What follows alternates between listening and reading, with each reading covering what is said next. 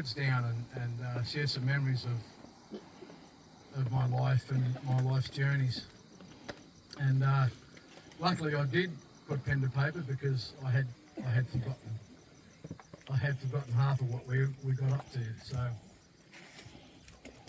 I should tell you my name, I suppose. I'm James Henry Plumb, but you, my friends, you can call me Henry, okay? So I was born in Maryborough in 1889, in my early 20s. I moved up here to Banyan. I know, it's telly now, it's telly, yeah, I know. Land was being open for sugar cane, bananas and cattle. Work was abundant for anyone that wanted to work hard, and I did. I worked very hard. In fact, when I was 23, I had enough money to buy land along Banyan Creek.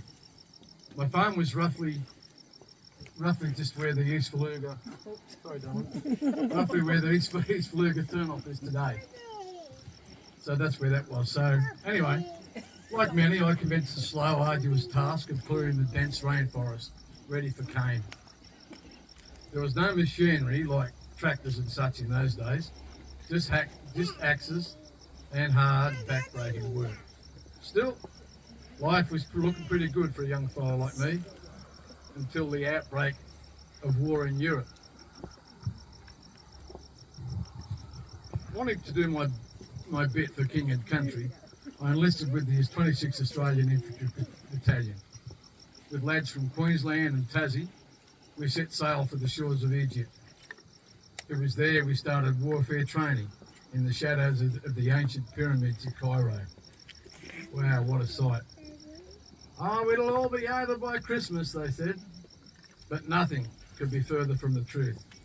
And nothing could have prepared us for what was to come.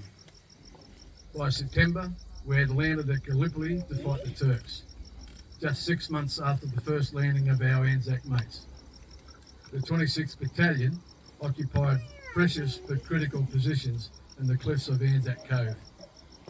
We held several tunnels that pushed into the Turkish trenches opposite. Trench warfare was very intense, with casualties mounting heavily and conditions rapidly deteriorating. Sickness was rampant. Food, well, you just couldn't eat it. Incredible huge swarms of black corpse flies were everywhere. As attack after attack failed, in 1916, the big shots in London decided to evacuate us troops, and I found myself back in Cairo. After a short stint in hospital with lung problems, I rejoined my battalion and was shipped out to France to fight the Germans, as they had just then invaded Belgium. With my digger mates, we fought to occupy a small village called Pozières in the Somme Valley. Under continuous artillery fire and repeated German attacks, we managed to cling onto this important gain. The trench warfare was very similar to the fighting in Gallipoli. We suffered very heavily from regular bombardments with nearly 7,000 lives lost. This followed more fighting on the Somme, which was teeming with rain at the time. The attacks were made in atrocious conditions, with waves of troops being sucked down by the clinging mud.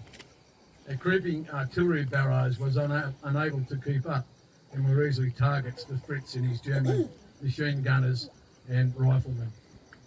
Throughout this, I contracted pneumonia and was hospitalised again. The trenches were obviously not real good for your lungs.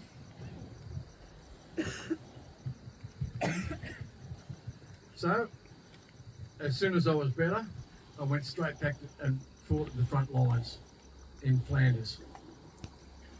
By October 1918, my luck had run out.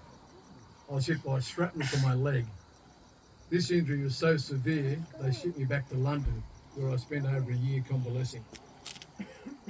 However, while in hospital, I met a young English nurse called Eleanor Elford, It was a bit of a whirlwind romance. Within 3 months we were married, and I was soon discharged and sent home.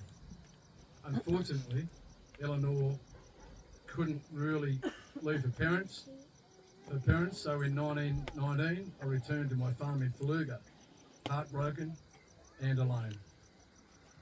And I never remarried. My leg injuries made it difficult to work the farm, but I continued planting and cutting cane. And by 1926 I had saved up enough money to buy 165 acres from Len Cutton in Bingle Bay. This property already had a large coconut plantation on it, but I decided to have a go at growing bananas. The town of Banyan was now called Tully, named after some bigwig from the Lands Department. And the Queensland government built a brand new sugar mill there. And almost a third of the cane crush was from the soldier settlers. So I sold the Faluga farm and under the Return Soldier scheme was able to purchase another property just north of Silkwood. Again, I tried cane farming, and again, due to my leg injuries and lung problems, that adventure also failed. Things weren't looking so good. The bananas at Bingle Bay were proving unprofitable, and it was hard work trying to get any produce to the rail siding in Elarish, as it was just nothing more than old timber getters' tracks from Bingle Bay. It was 1931, of course, and the Great Depression was now upon us.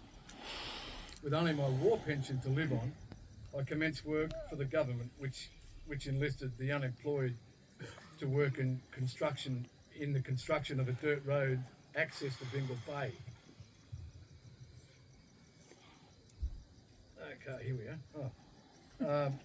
As I still owed money on the Silkwood farm and my debts were piling up, I had to approach the Lands Court to transfer my interest in the grounds of serious injury, and thankfully it was granted.